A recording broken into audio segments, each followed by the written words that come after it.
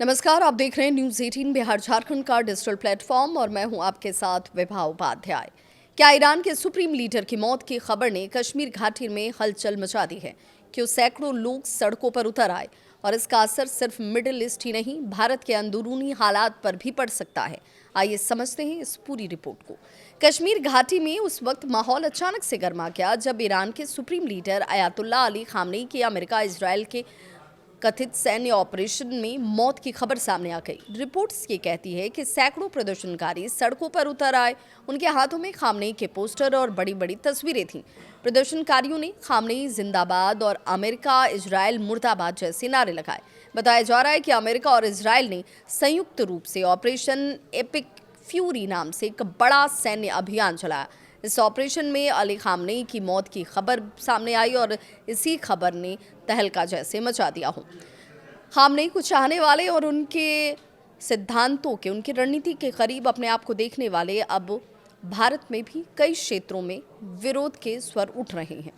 विरोध इसलिए कि अमेरिका और इजराइल का रुख गलत है, ये इंसानियत के खिलाफ है। उनके परिवार के कुछ सदस्यों के मारे जाने की भी बात सामने आई, जिसमें उनकी पोती का जिक्र किया गया। ईरान के 40 से अधिक शीर्ष नेताओं के मारे जाने का दावा है इसमें। हालांकि इन दावों को लेकर कोई स्वतंत्र पुष्टि सामने आकर किसी ने नहीं की। विश्लेषक ये मानते हैं कि अयातुल्लाह अली खामनेई को कश्मीर के कुछ वर्गों में एक इस्लामी क्रांतिकारी और फिलिस्तीन समर्थक नेता के तौर पर देखा जा रहा था। ईरान का कश्मीर मुद्दे पर समय समय पर बयान भी आता रहा। खासकर शिया समुदाय के बीच उनकी लोकप्रियता ज़्यादा रही है और यही वजह है कि सिर्फ कश्मीर ही नहीं, पटना और रांची में भी शिया समुदाय के लोगों ने सड़कों पर उतरकर हाथों में तख्तियों के साथ अयातुल्लाह खामनेई की मौत पर दुख व्यक्त किया। उन्होंने कहा कि उन्होंने अपनी शहादत दी है और ऐसे कार्य के लिए अमेरिका और इजराइल को भुगतना होगा। घटना जैसे सामने आई, इसी वजह से इस खबर को केवल एक राजनीतिक घटना के तौर पर नहीं देखा गया, बल्कि धार्मिक और सामुदायिक भावनाओं से जुड़ा हुआ मुद्दा भी माना जा रहा है। अगर मिडिल ईस्ट में हालात और बिगड़ते हैं तो इसका असर वैश्विक तेल बाजार, अंतर्राष्ट्रीय राजनीति और भारत की आंतरिक सुरक्षा पर भी पड़ सकता है। भारत सरकार के लिए ये स्थिति संवेदनशील हो सकती है, क्योंकि कश्मीर पहले से ही राजनीतिक रूप से संवेदनशील क्षेत्र रहा है।